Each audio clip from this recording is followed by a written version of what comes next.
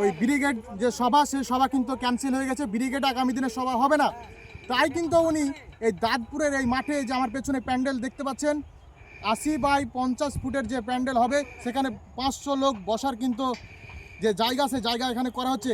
আর এখানে কিন্তু আমরা আগামী দিনে দেখতে পাবো 10 লক্ষ মানুষের কিন্তু এখানে সভা হতে চলেছে। আর আমি কিন্তু সর্বপ্রথম আপনাদেরকে আজ 26শে জানুয়ারি আজকে কিন্তু আপনাদেরকে আমি ভিডিওটা দেখাচ্ছি।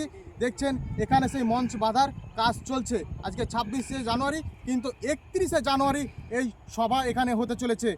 আর আপনারা ভাবছেন এখানে কিভাবে আসবেন, এটা হচ্ছে ওই বাবরি মসজিদ থেকে ঠিক সামনে যে